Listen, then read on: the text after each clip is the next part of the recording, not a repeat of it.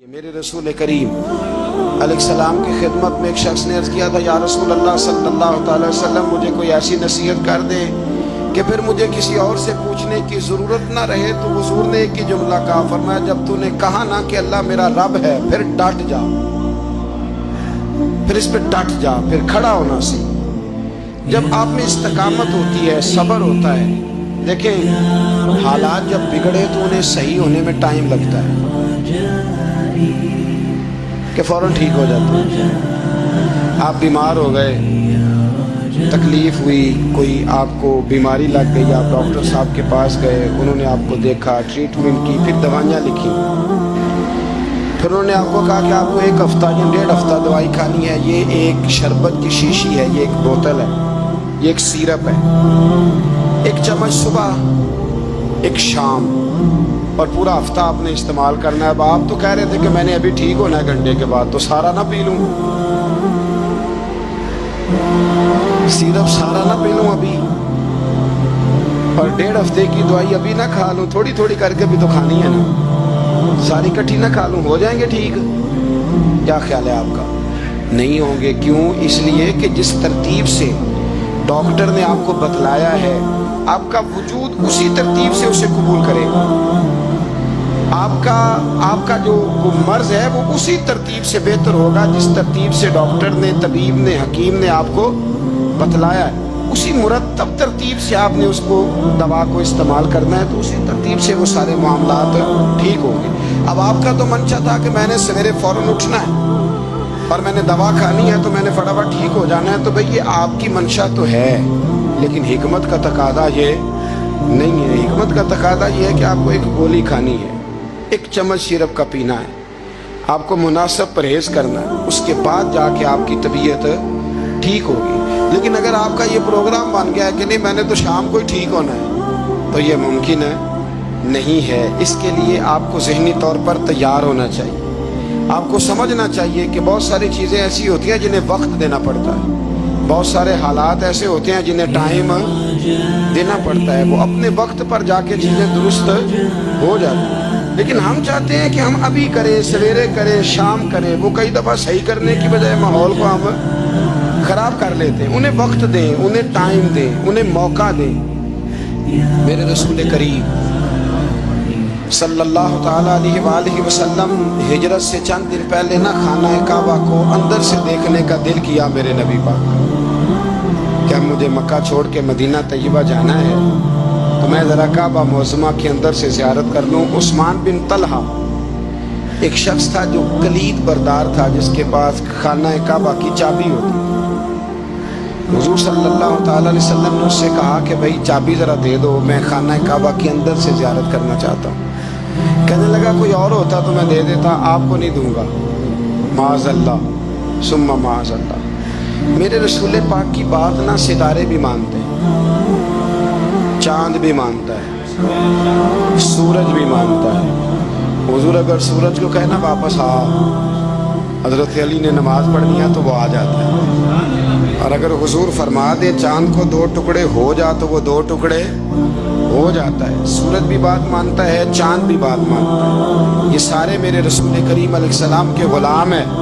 جہاں جہاں تک رب کریم کی خدائی ہے، وہاں میرے حبیب کی مصطفائی ہے۔ حضور وہیں چاہتے نہ وہیں چاہتے، تو حضرت عمر اگر حکم دے تو زمین تیل واپس کرتی ہے، تو حضور حکم دیتے تو وہ کافر اندر دھنسا لیتی زمین، سارا کام اسی وقت ہو جاتا۔ لیکن حضور نے کیا فرمایا؟ جب عثمان بن طلحہ نے کہا نا کہ آپ کو چابی نہیں ملے گی، اللہ کے رسول نے فرمایا عثمان ایک وقت آئے گا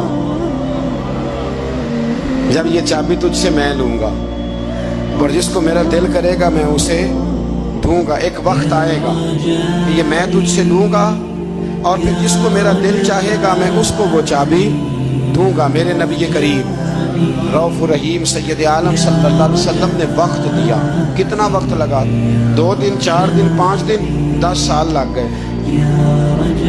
حضور نے مکہ کو فتح کیا، حضور تشریف لائے، وہی چابی عثمان بن طلحہ کے پاس تھی۔ محبوب کریم نے بت توڑنے تھے، کعبہ کو ان سے پاک کرنا تھا، فرمایا لاؤ نا چابی کدھر ہے؟ عثمان کہتے ہیں حضور نے تو بات نہیں جتلائی، پر مجھے وہ لفظ یاد تھے کہ عثمان ایک وقت آئے گا، ایک سمجھیے گا بات کو، ایک وقت آئے گا جب چابی میں لوں گا اور پھر جس کو میرا دل کرے گا میں اسے، پھر وقت آ گیا، پھر حضور نے چابی لے لی، پھر نبی پاک نے بت توڑے، اور قربان جاؤں مدینے والے محبوب کے طریقے پر، فدا ہو جائیں حضور علیہ السلام کے کمال درگزر پر۔ جب حضور فارغ ہوئے نا بیت اللہ کو صاف کر کے تو فرمایا کدھر ہے ابھی عثمان بن طلحہ؟ وہ آئے تو حضور فرمانے لگے یہ چابی پہلے تیری خاندانی وراثت تھی، پھر میں نے اپنے وعدے کے مطابق لے لی، اب میں تمہیں واپس کر رہا ہوں، اب یہ چابی میں تمہیں واپس کر رہا ہوں، میں یہ چابی میں تمہیں دے رہا ہوں، لہذا اب تیری نسل سے بھی قیامت تک کوئی نہیں لے گا، میں تمہیں یہ چابی دے رہا ہوں۔ تو بھائی وقت کا انتظار کریں۔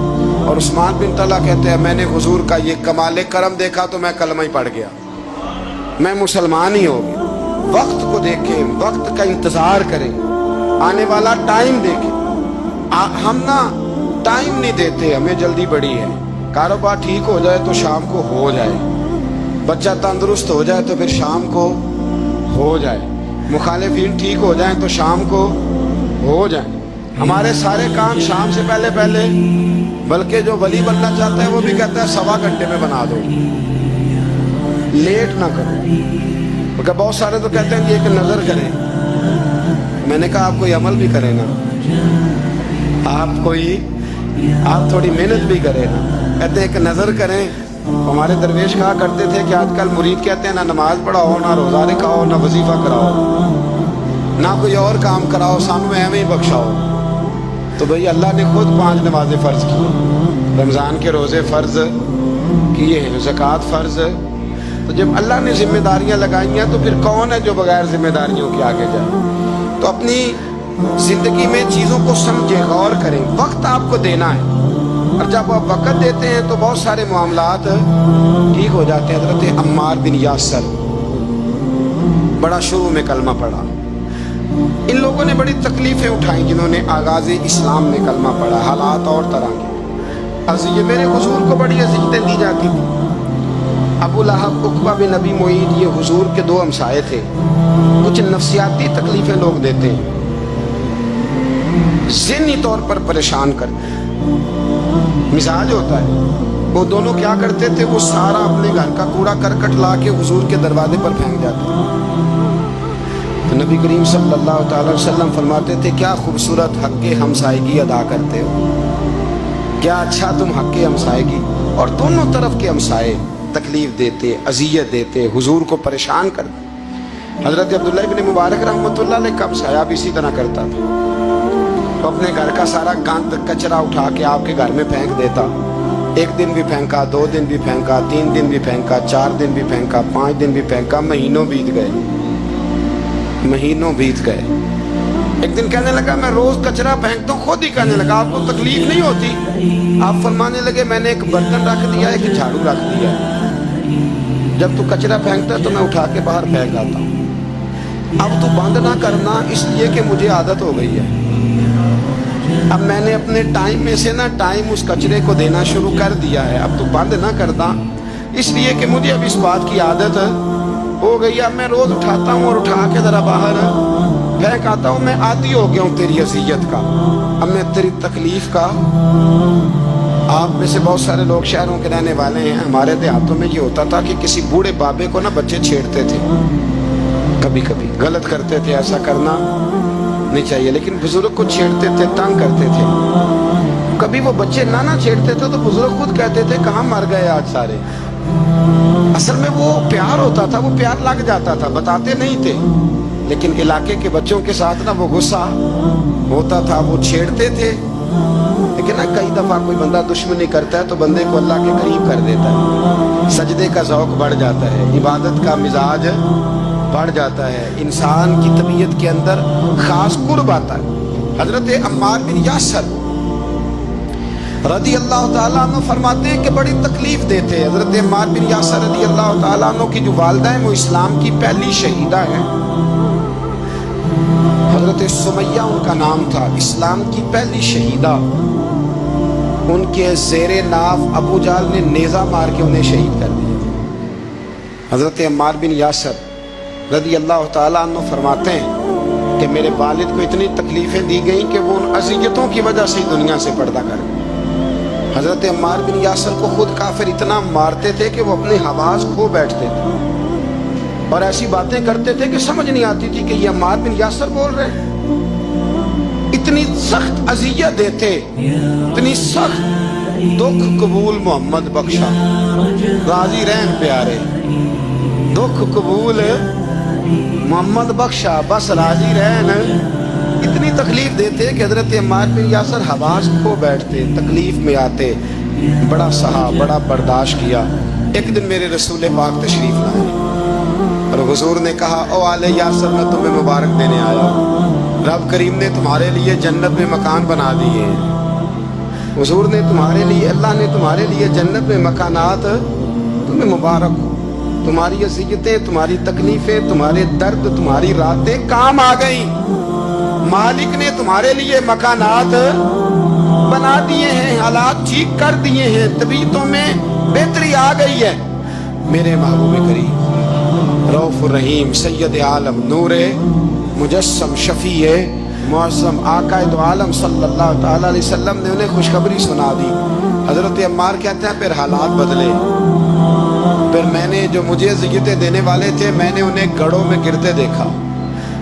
آپ فرماتے ہیں ابو جہل کی لاش اٹھانے والا بھی بدر میں کوئی موجود نہ تھا، اور ابو لہب جو مجھے تکلیفیں دیتا تھا وہ مکے کے چوک میں مرا ہوا پڑا تھا، پر کوئی اس کے قریب جانے والا بھی موجود نہ تھا، کوئی نہیں تھا۔ آپ فرماتے ہیں وہ حالات بھی۔ حضرت عمار کا اپنا کیا حال ہوا؟ حضرت خالد بن ولید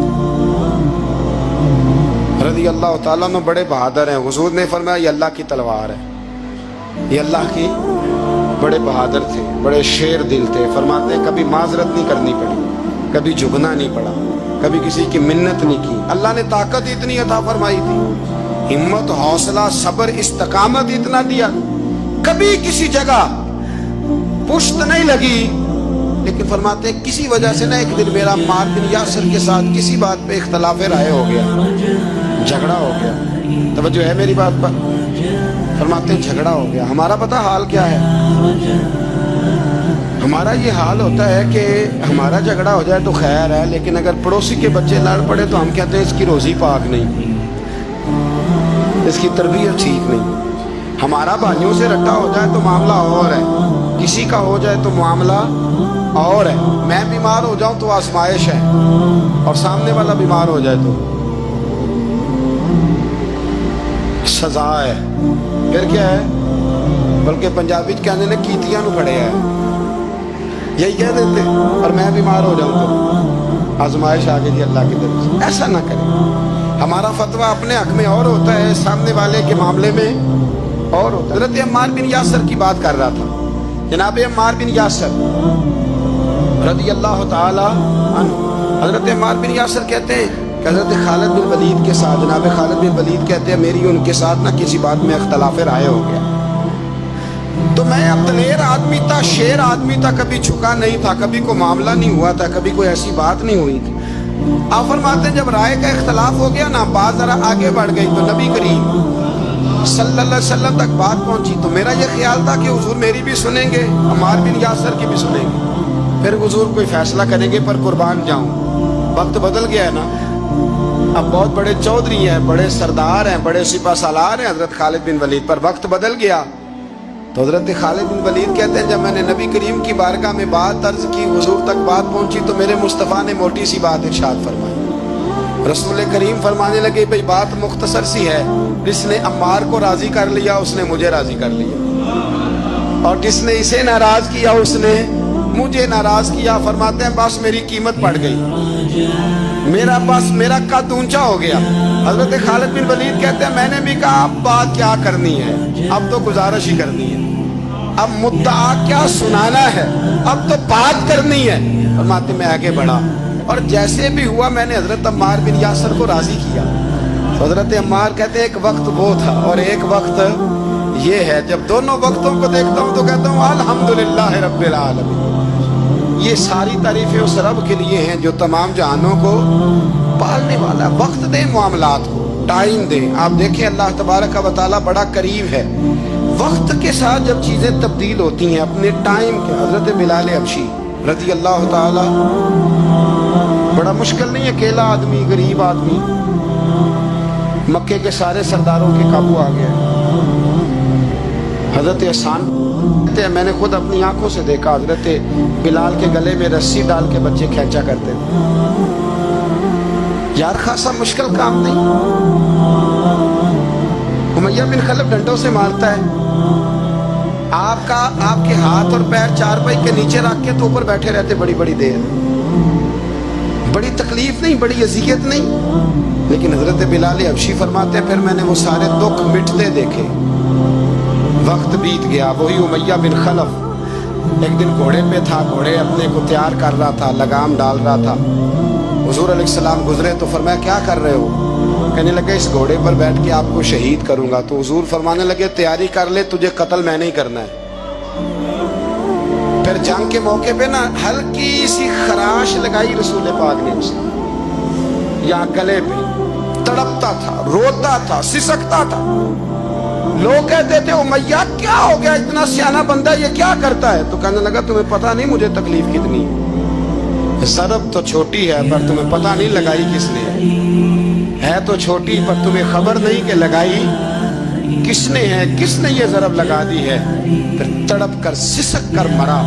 حالات بدل جاتے ہیں, حالات میں تبدیلیاں آ جاتی.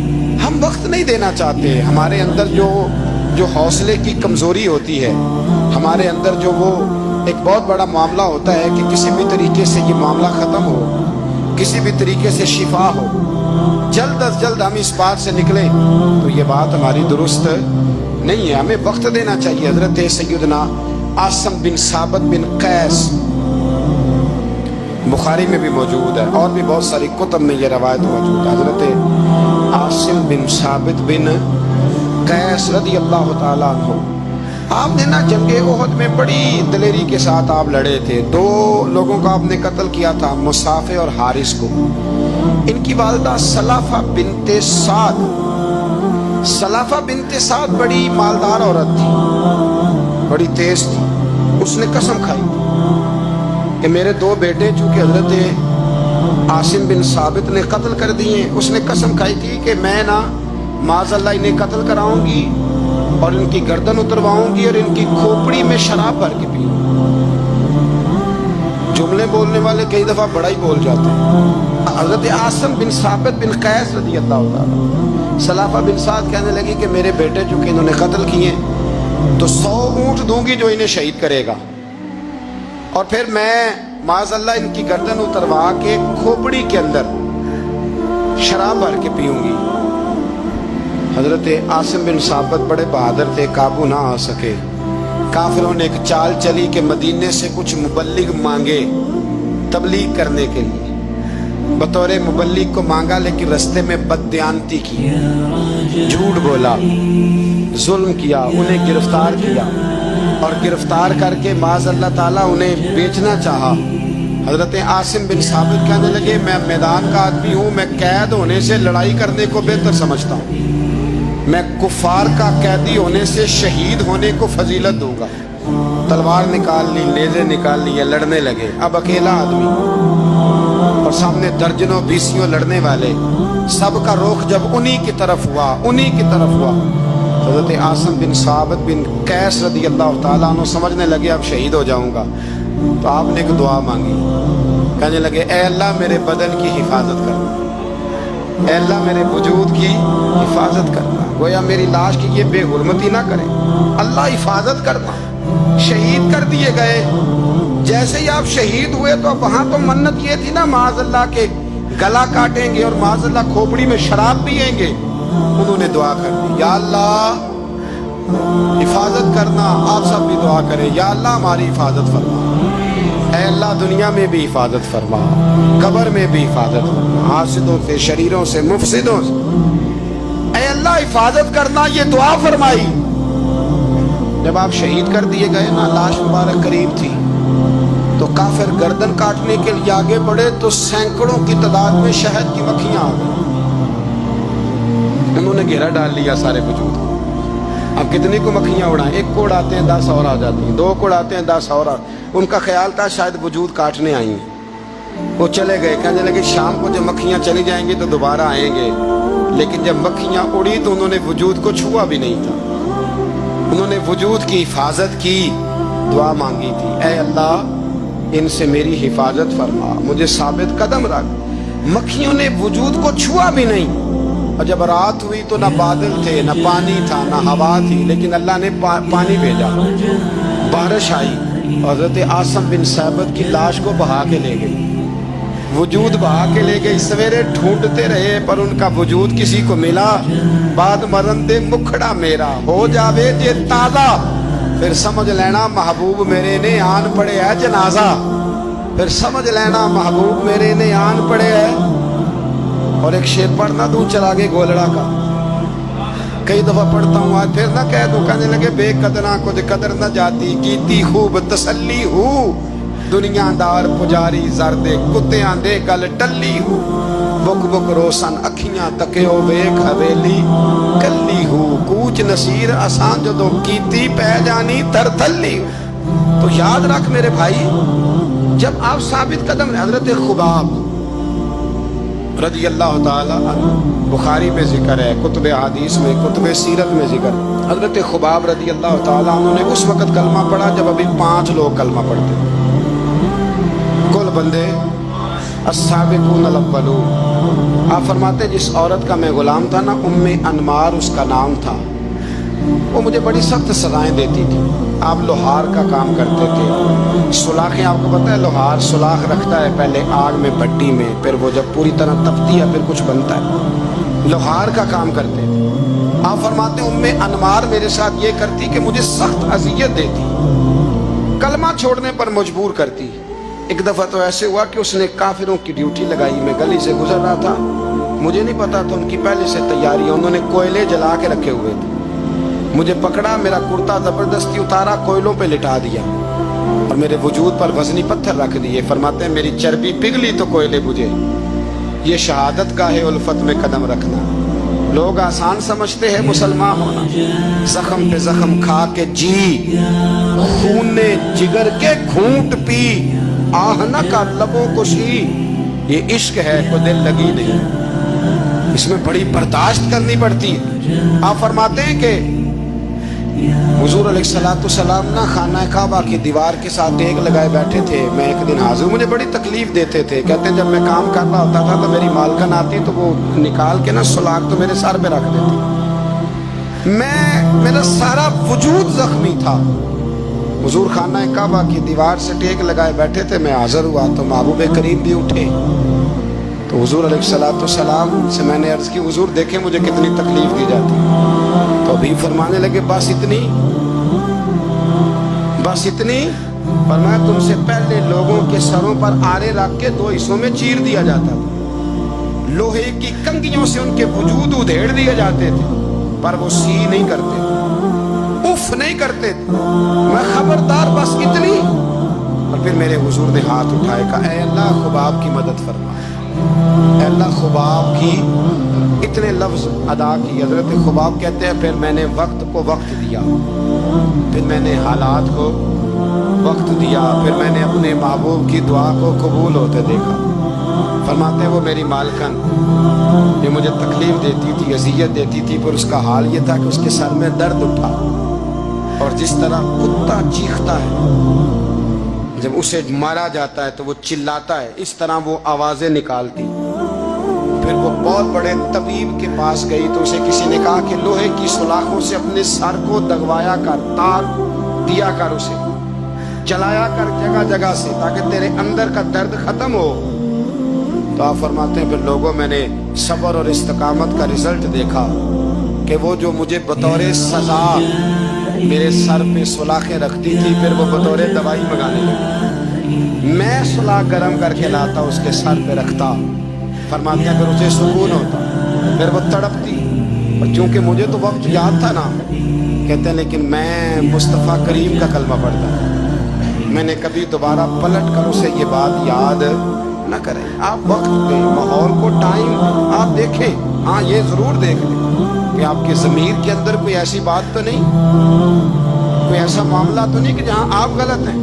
اور اگر ایسا نہیں پھر آپ وقت دیں آنے والے اسباب کو. ہم نہ بڑی جلدی ہے, ہمیں دعا کرائی ہے تو آج شام تک مسئلہ ٹھیک ہونا چاہیے, دعائی کھائی ہے تو طبیعت شام تک ٹھیک ہونی چاہیے. اگر ہم راہ حق کے مسافر ہیں تو شام کو ہمیں قرب الہی مل چکا ہو, حضور کی بارگاہ کے ہم حضوری ہو چکے ہیں. ایسا نہیں ہے. آپ وقت دیں, سفر کو جاری رکھیں, تسلسل کے ساتھ سفر کریں. سفر کے لیے جتنے اسباب کی ضرورت ہے وہ سارے اکٹھے کریں, محنت پوری کریں, جد و جہد پوری کریں, ہمت پوری کریں, لیکن پھر نتیجہ اپنے رب کریم پہ چھوڑیں. پھر رزلٹ اپنے اللہ. کئی دفعہ ہماری چاہت اور ہوتی ہے اور اللہ کی حکمت اور, تو اللہ کی حکمتوں پر بہت ساری چیزوں کو چھوڑیں.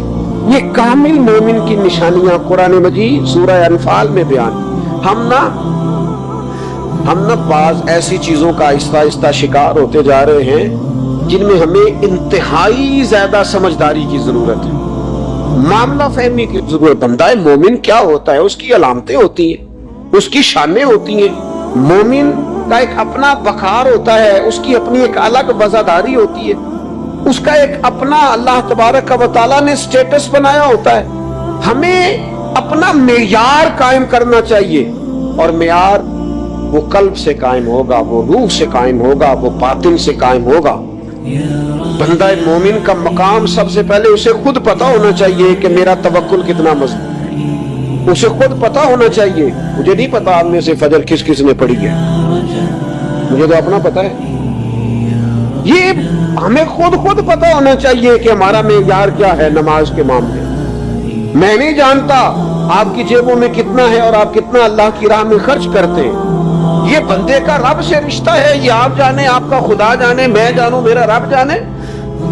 اللہ کی ذات پر بھروسہ کتنا ہے, یہ لوگوں سے نہ پوچھتے پھرے, لوگوں کو نہ بتاتے پھرے. یہ تو دل کا معاملہ, اپنے آپ سے پوچھیں, اپنے آپ کو خود اپنے سامنے کھڑا کریں, اپنا حساب خود کریں, اپنے سے کبھی کبھی سوال و جواب کریں, اپنے سے گفتگو کریں. پر کیا کریں, ہم ساری زندگی اپنا دنیاوی معیار ہی ٹھیک کرتے رہے, اپنے پیسوں کا حساب ہی لگاتے رہے, گھر, مکان, گاڑی, سٹیٹس, آنا جانا, سلام دعا کتنی ہے. یہ ساری چیزیں جن لوگوں کی مضبوط ہیں, نیند ان کی کچی ہے. دنیاوی سٹیٹس جتنا لوگوں کا مضبوط ہے, سوچیں ان کی ٹوٹی ہوئی ہے, نظریات بکھرے ہوئے ہیں, لفظوں اور جملوں میں کمزوری ہے, باتیں جو ہیں وہ محسوس ہوتا ہے کہ ابھی تک یہ بندہ اطمینان ہی نہیں حاصل کر سکا زندگی میں, ابھی تک کوئی گفتگو پکی نہیں, کسی بات میں وزن نہیں, کسی جگہ ٹھہراؤ نہیں. کب ہوگا؟ رب کہتا ہے پہلے اپنے دل سے پوچھ. یہ ادھر ادھر کی باتوں سے تو ڈرتا ہے, یہ رب سے کتنا ڈرتا ہے. پتہ ہے نبی پاک علیہ السلام کے صحابہ کا سٹیٹس کیا تھا, معیار کیا تھا رب سے ڈرنے کا؟ دو چیزیں ایمان کو مضبوط کرتی ہیں, ایک رب سے ڈرنا, ایک اس کی رحمت کی امید رکھنا. اللہ تعالیٰ کی رحمت کی امید بھی رج کے رکھنی ہے, اور اس سے ڈرنا ہے تو پھر بھی ذرا صحیح کر کے ڈرنا ہے, کچا پکا نہیں ڈرنا. ڈرنے کی کہانی نہیں بنانی کہ ہو جی اللہ سے ڈر لگتا ہے, وہ ڈرنا ہے. اس ڈرنے سے مطلب ہو کہ اعمال سنورے, اخلاق کردار کے معاملے میں انسان مضبوط ہو جائے, دیانتدار ہو جائے, سچائی والا ہو جائے, صبر و تحمل والا ہو جائے. امید بھی رج کے رکھنی ہے, ڈرنا بھی رج کے ہے. دعا کرتا ہوں اللہ کے حضور اللہ ہمیں سمجھنے کی توفیق عطا فرمائے. آخر دعوانا